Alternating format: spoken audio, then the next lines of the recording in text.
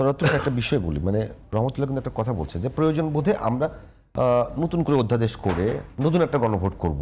আচ্ছা, একটা গণভোটের মধ্য দিয়ে জনগণের রায় নেয়ার পরে সে সংসদে সেটা আবার কি কাটাছেড়া করার সুযোগ আছে কেন? না, সুযোগ নাই। এটা তো সালাউদ্দিন ভাই বলে আসছেন জাতীয় ঐক্যমত্য কমিশনে 5 অক্টোবর, 6 অক্টোবর, 9 অক্টোবরের বক্তব্য সব টেলিভিশন লাইভ টেলিকাস্ট করে নাই, পত্রিকা নিউজ হয় নাই। কি বলেছেন উনি? উনি বলেছেন সার্বভৌম রায় এটা জনগণের, গণভোট হলো। এবং গণভোটটাকে তার আমাদের কিন্তু দাবি ছিল, আপনি জানেন যে আপনার এখানে বহুবার কথা বলেছি, গণপরিষদের কথা আমরা বলতাম। তারপরে ঐক্যমত্যের স্বার্থে আমরা গণভোটে রাজি হয়েছি। বিএনপি কিন্তু তখন দেখিয়েছে এটা তাদের অর্জন হিসেবে। আপনি এখনও যদি আপনি সুযোগ দেন, আমি দরকার হলে বাজিয়ে দেখাবো উনি কী বলছেন, কী ভঙ্গিমায়, কী এক্সপ্রেশন সহকারে বলছেন। সব মানে আজকের যুগে এগুলো কোনো বের করার ব্যাপার না। তো এখানে ওনার মূল বক্তব্য যেটা ছিল যে এটা হলো জনগণের সার্বভৌম রায়।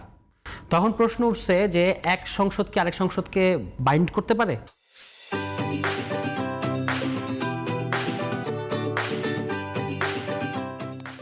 উনি উত্তর দিয়েছেন যে এটা তো এক সংসদ আরেক সংসদকে বাইন্ড করছে না, এটা জনগণ সংসদকে ডিরেক্টিভ দিচ্ছে। ফলে এই জনগণের সার্বভৌম রায় এটা আগামী পার্লামেন্ট মানতে বাধ্য থাকবে, এটা তারই বক্তব্য। ফলে গণভোট হয়ে যাওয়ার পরে আপনি দেখেন এখানেই হলো রাজনৈতিক দ্বিচারিতাটা।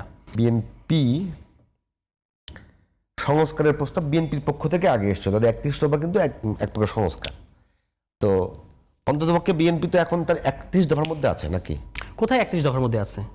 সুস্পষ্টভাবে ইতিমধ্যেই, পরে আর কি ভায়োলেট করবে এখনো জানি না, ইতিমধ্যেই ভায়োলেট করেছে অন্তত 2টা ধারা। একটা হচ্ছে ওই 7 নম্বর বা 8 নম্বর একটা ধারায় আছে, বলা আছে সেখানে তারা মাজদার হোসেন মামলার রায় মোতাবেক বিচার বিভাগের পৃথকীকরণ বা স্বাধীনতা নিশ্চিত করবে। বিশেষত অধস্তন আদালতকে তারা ওই নির্বাহী কর্তৃত্বের আওতামুক্ত করবে, সুপ্রিম জুডিশিয়াল কাউন্সিল করবে, যার মধ্যে দিয়ে ওই যে পদোন্নতি, শৃঙ্খলা ইত্যাদি বিষয়গুলো সুপ্রিম কোর্ট নিজের মতো করে করবে। ঠিক আছে, এই জিনিসটা 2টো অধ্যাদেশে এসেছে। একটা হলো বিচারক নিয়োগ অধ্যাদেশ, হচ্ছে আপনার সুপ্রিম জুডিশিয়াল অ্যাপয়েন্টমেন্টস কাউন্সিল। ঠিক আছে, এই দুটো খুবই গুরুত্বপূর্ণ অধ্যাদেশ এবং এগুলোর ক্ষেত্রে কিন্তু অতীতে রায় আছে। এবং আপনি জানেন যে সেগুলো শেখ হাসিনার সাথে সুরেন্দ্র কুমার সিনহার ইত্যাদি অনেক ঘটনা, যে বিচার বিভাগের স্বাধীনতাকে আপহোল্ড করতে গিয়ে সিনহাকে কি চরম মূল্য দিতে হয়েছে। এগুলোর সময় বিএনপি তো তখন ওই মানে বিচার বিভাগের স্বাধীনতার পক্ষে দাঁড়িয়েছিল। এখন তারা হচ্ছে এই দুটো অধ্যাদেশ বাতিল করে দিতে চায়, কারণ তারা তারা বলতে চায় যে ভাষাটা এরকম, ওই যেটা বিশেষ কমিটি যেটা কাজ করছে, যে নির্বাহী বিভাগের যদি অধস্তন আদালতের সাথে আদালতকে নিয়ন্ত্রণে রাখতে না পারে তাহলে নাকি কাজের সমস্যা ঘটবে। এটা খুব অদ্ভুত কিন্তু, অথচ তারা তাদের প্রতিশ্রুতিতে কিন্তু উল্টো কথা বলে রেখেছে যে আমরা এটার আওতামুক্ত করব। দ্বিতীয় হচ্ছে মানে এটা হলো বিচার বিভাগ সংক্রান্ত। এর বাইরে তারা 9 নম্বর ধারায় বলেছে আপনার যে সাংবিধানিক স্বায়ত্তশাসিত, কি শব্দ ব্যবহার করেছে, রাষ্ট্রীয়, সাংবিধানিক, স্বায়ত্তশাসিত প্রতিষ্ঠানগুলোতে সংকীর্ণ দলীয়করণের ঊর্ধ্বে এসে নিরপেক্ষ স্বচ্ছ প্রক্রিয়ার মাধ্যমে নিরপেক্ষ ব্যক্তিদেরকে পদায়ন করা হবে, এই বলেছেন। এখন দেখেন ভাই কি বললেন যে আমার টিম তো আমি আমার মতো সাজাবো। এখন আপনার টিম কোনটা? আপনার টিম হচ্ছে আপনার নির্বাহী বিভাগ, আপনার সরকারি দল, এগুলো হচ্ছে আপনার টিম। যেগুলো রাষ্ট্রীয় প্রতিষ্ঠান সেখানে তো আপনি নিয়োগ দেবেন ওইখানে, যেমন ধরেন দুদক কি আপনার টিমের অংশ? দুদকের কাজই তো হচ্ছে সরকারের, দুদক যদি সরকারের দুর্নীতি হতে না পারে, কিন্তু সেখানে কি আমার পলিসি বাস্তবায়ন করবে এরকম? আপনার পলিসি মানে কি? সে রাষ্ট্রীয় পলিসি বাস্তবায়ন করবে, সে তাকে একটা সুনির্দিষ্ট প্রক্রিয়া থাকবে পদায়ন করার, ওইটা সে ভায়োলেট করলে তাকে সুনির্দিষ্ট প্রক্রিয়া আপনি অপসারণ করবেন, এটুকুই তো চাওয়া হচ্ছে। এমন তো না যে সে ধরাছোঁয়ার বাইরে থাকবে, একটা সার্চ কমিটির মাধ্যমে তাকে আপনি পদায়ন করবেন, এইটুকু বলা হচ্ছে। এখন কিভাবে নিয়োগ হয়? রাষ্ট্রপতির মাধ্যমে প্রধানমন্ত্রী যাকে খুশি বসিয়ে দেন, তাই না? ফলে ওই লোক কি আর কোনোদিন সরকারি দলে কাউকে ধরতে পারবে? মানে দুদকের মহাপরিচালক বা দুদকের চেয়ারম্যান। তো এখন সার্চ কমিটির কথাটা এসেছে, সার্চ কমিটির মাধ্যমে সেখানে সরকারি দলের প্রতিনিধি থাকবে, বিরোধী দলের প্রতিনিধি থাকবে, বিচার বিভাগের লোক থাকবে, এই ধরনের ব্যক্তিরা মিলে আপনার দুদক তো সবচেয়ে ইম্পর্টেন্ট একটা প্রতিষ্ঠান। বিএনপি কি বলেছে আপনার ইয়েতে? আপনি বিএনপির বক্তব্য দেখেন 31 দফায় দুদক নিয়ে। বিএনপি বলেছে বিরোধী দলে থাকা অবস্থায়, মানে বিএনপি মহাসচিব তৎকালীন, যেটা বিরোধী দল দমন কমিশন হয়ে গেছে, এখান থেকে এটাকে বের করতে হবে। তো এই সমস্ত অভিজ্ঞতার পরে আপনার দুদকের কাজ হচ্ছে সরকারি দলের, বিশেষত সরকারি দল আমলাতন্ত্র যারা আছে তারা কি দুর্নীতি করছে কিনা সেটা চেক দায়িত্ব দুদকের দায়িত্ব। ফলে এই ধরনের একটা প্রতিষ্ঠানে তো আপনি বলতে পারবেন না যেখানে আমি আমার লোক বসাবো, আমার দলীয় লোক বসিয়ে দিব, আমার শিক্ষা সম্পাদককে বসিয়ে দিব, কিংবা আমার একটা মানবাধিকার সম্পাদককে বসিয়ে দেবো। ব্যাপারটা তো সোজা না।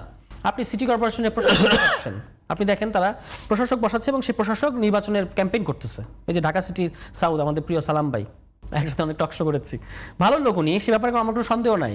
কিন্তু আপনি কনফ্লিক্ট অফ ইন্টারেস্টটা বোঝার চেষ্টা করেন।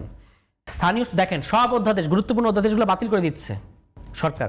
অন দ্য আদার হ্যান্ড স্থানীয় সরকার অধ্যাদেশটাকে একটা মূলা হিসেবে দেখাচ্ছে কি যে এই অধ্যাদেশ তো আছে, এখনই নির্বাচন দেওয়া যাচ্ছে না, আমরা কি করব, জেলা প্রশাসক বসাবো, জেলা মানে পরিষদগুলোতে প্রশাসক বসাবো, সিটি কর্পোরেশনগুলোতে প্রশাসক বসাবো। ওই সময় ইন্টারিম সরকার, আওয়ামী লীগাররা যেহেতু বিভিন্ন প্রশাসনের বিভিন্ন অবস্থায় আছে, মানে এই যে স্থানীয় সরকার বিভিন্ন পর্যায়ে আছে, তাদেরকে সরানোর জন্য, অপসারণ করার জন্য ইন্টারিম একটা বিশেষ অধ্যাদেশ করেছে। আপনার কাজ হচ্ছে এখন দ্রুততম সময়ের মধ্যে স্থানীয় সরকার নির্বাচন দেওয়া। এখন যেহেতু আপনি আসলে প্রাইস পোস্টিং করতে চান, যাদেরকে মনোনয়ন দিতে পারেন নাই কিংবা যারা নির্বাচন হেরেছে, যেমন ধরেন আমাদের ময়মনসিংহে আমাদের খুব কাছের কিন্তু বড় ভাই এবং পছন্দ করি প্রিন্স ভাই নির্বাচনে হেরেছেন, তাকে আপনি ময়মনসিংহে জেলা পরিষদে বসাই দিচ্ছেন। টাঙ্গাইলে এরকম যাকে আপনি নমিনেশন দিতে পারেন নাই, তাকে আপনি বসিয়ে দিচ্ছেন। মানে প্রাইস পোস্টিং, হয় আপনি নির্বাচনে হারছেন অথবা আপনি নমিনেশন পান নাই, এই দুই ক্যাটাগরি বসিয়ে দেওয়া হচ্ছে দলীয় লোক।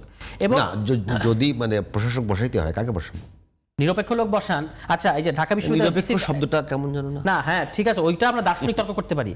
দলীয় পদ আছে কিনা সেটা হলো ইম্পর্টেন্ট বিষয়। এই যে ঢাকা বিশ্ববিদ্যালয়ের ভাইস চ্যান্সেলর সম্পর্কে অনেক ইমপ্রেশন ছিল যে একটা বিশেষ মতাদর্শের লোক উনি, ওনার কি কোনো দলীয় পদ ছিল? তো ফলে এটার সাথে শিক্ষা সম্পাদকের তুলনা চলবে এক না, কিন্তু আপনি ডিরেক্ট শিক্ষা সম্পাদক বসিয়ে দিয়েছেন। বুঝেন ব্যাপারটা, দলের শিক্ষা সম্পাদক বসিয়ে দিয়েছেন। বাংলাদেশ ব্যাংকে কাকে বসিয়েছেন? যিনি আপনার নির্বাচন পরিচালনা কমিটির সদস্য। তদুপরি ঋণ খেলাপি, তদুপরি তিনি, তার কাজই ছিল বিজেএমইর যে বাংলাদেশ ব্যাংক বিষয়ক যে স্ট্যান্ডিং কমিটি, সেটা তিনি ছিলেন সদস্য। মানে তার কাজই ছিল বিজেএমই স্বার্থ রক্ষা করা, বাংলাদেশ ব্যাংকের সাথে বার্গেইন করা। সেই লোক এখন বাংলাদেশ ব্যাংকে, তার মানে হচ্ছে তিনি কার স্বার্থ রক্ষা করবেন? এখন বাংলাদেশ রাষ্ট্রের মানে তিনি তো একটা, তো ওই যে আপনি যেটা বললেন কনফ্লিক্ট অফ ইন্টারেস্ট, এখানে তো সিরিয়াস কনফ্লিক্ট অফ ইন্টারেস্ট আছে না। পাশাপাশি আপনি একটা ভাই ব্যবসায়ী দিবেন, বুঝলাম, আপনি একটা নতুন ধারা, এটা হলো বিএনপির নতুন বন্দোবস্ত যে আমি বাংলাদেশ ব্যাংকে, আপনি দেখেন সারা পৃথিবীর বাংলাদেশ মানে কেন্দ্রীয় ব্যাংকগুলোকে কাদেরকে নিয়োগ দেওয়া হচ্ছে, আর আমরা কাকে দিলাম? আচ্ছা ঠিক আছে, আপনি ব্যবসায়ী দিবেন, ভাই আপনার নির্বাচন পরিচালনা কমিটিতে ছিল এই ব্যবসায়ীকে দিবেন, এটাও তো একটা প্রাইস পোস্টিং বাংলাদেশ ব্যাংকে করলেন আপনি। তো এই পুরো জিনিসটার মধ্যে পাশাপাশি এখন তৈরি হয়েছে এই যে গণভোট নিয়ে টালবাহানা। গণভোট নিয়ে আমি যেটা বিরতির আগে বলছিলাম যে মাননীয় প্রধানমন্ত্রী তিনি কিন্তু তখন তিনি বিএনপির প্রধানমন্ত্রী ছিলেন না, বললেন যে যেভাবে ধানের শীষে ভোট দেবেন সেভাবেই আপনারা গণভোটে হ্যাঁ ভোট দেবেন। কোন মাসে বলছেন?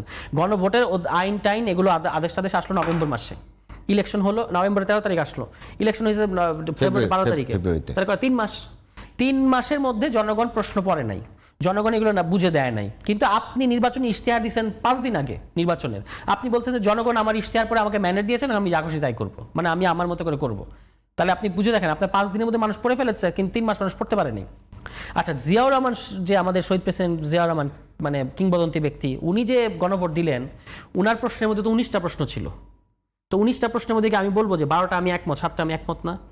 গণপরিষদের মধ্যে দিয়ে যখন সংবিধান রচিত হয়, এই ঢাউস সাইজে সংবিধান বানায়, এটা যখন গণভোটে দেয়, যখন কি জনগণকে 152টা আর্টিকেল পড়ে তারপর ইয়ে করে, মানুষ একটা মোটা দাগের আকাঙ্ক্ষা বুঝে তারপর করে।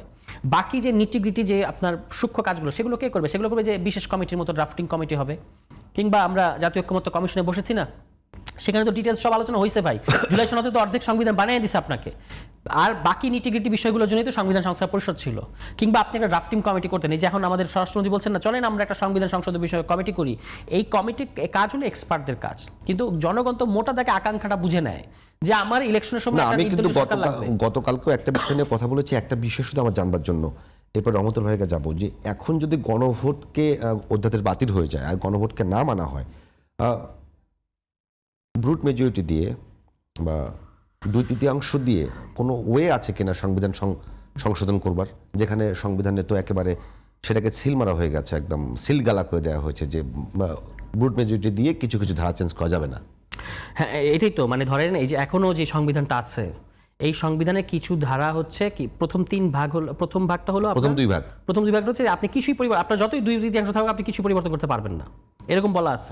এখন এইটাকে আপনি কিভাবে কোন ব্যাখ্যা দিয়ে পরিবর্তন করবেন? আপনি যে এই মাথার উপরে যে জাতির প্রতি পিতার প্রতিকৃতি থাকার কথা সংবিধানে বলা আছে, সেটাকে আপনি করছেন, ফলে আপনি কিন্তু সংবিধান সব জায়গায় মানতে পারছেন, ওটা সংশোধনযোগ্য না, কিংবা হ্যাঁ ওটা সংশোধনযোগ্য না। আবার ওই যে এক ইউএনওর দেখেন এক বক্তব্য যে তফসিলের মধ্যে স্বাধীনতার ঘোষণা আছে একটা, কিন্তু আমরা জানি যে এটা হলো শহীদ প্রেসিডেন্ট জিয়াউর রহমান, কিন্তু এটা তো সংবিধান বলে না এখনো। আপনাকে তাহলে সংবিধানকে সংশোধন করতে হবে, আনতে হবে। স্বরাষ্ট্রমন্ত্রী কিন্তু সাংবাদিকদের প্রশ্ন করেছেন, তিনি বলেছেন আমরা এটা করব, কিন্তু করার আগে এখন যখন ইউএনও যখন ওই প্রোটোকল অনুযায়ী আপনারা তো সংবিধান শিখাচ্ছেন সবাইকে, তো প্রশাসন তো দেখতে চাই এই সরকার তো সব সংবিধান মেনে কাজ করে, তো আমারও তো সংবিধান অনুযায়ী তো ওই বঙ্গবন্ধু শেখ মুজিবুর রহমানকেই এখন মেনে নিতে হবে। কিন্তু বিএনপি লোকেরা করলো, আবার এটা নিয়ে রিয়াক্ট করলো, তখন কি করলেন আপনি? ইউএনও বদল করে দিলেন, সংবিধান মানতে গিয়ে বেচারি পড়লো বিপদে, ঠিক আছে, কিন্তু আপনি তো তাকে সংবিধান শিখাইছেন।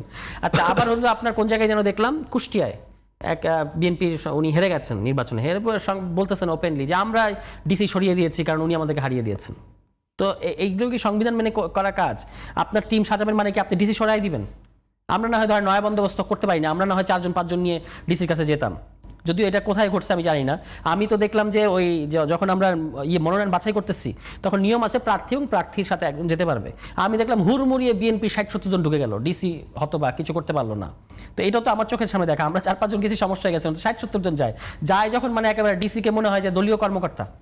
ঠিক আছে, তো এইগুলো এইভাবে প্রশাসন, রাষ্ট্রীয় প্রতিষ্ঠান এগুলোকে এইভাবে দলীয়করণ করলে এটার কাফারা দিতে হয় বাংলাদেশ ইতিহাসে, খুব খারাপ কাফারা দিতে হয়। আমরা সেটা চাই না বিএনপির কাছে, আমরা বিএনপির কাছে চাচ্ছি যে আপনি একটা গুড গভর্নেন্স ডেমোক্রেটিক ইয়ের মধ্যে নিয়ে যান। এখন আপনি বলবেন যে মাত্র হয়েছে 1 মাস, 1 মাসে কি সব কথা বলা যায়? কিন্তু 1 মাসে তো আপনি একটা রাস্তা তো কেটে ফেলছেন, ওই রাস্তা দিয়ে তো আপনি হাঁটা শুরু করছেন, ওই রাস্তাটা হলো ভুল রাস্তা।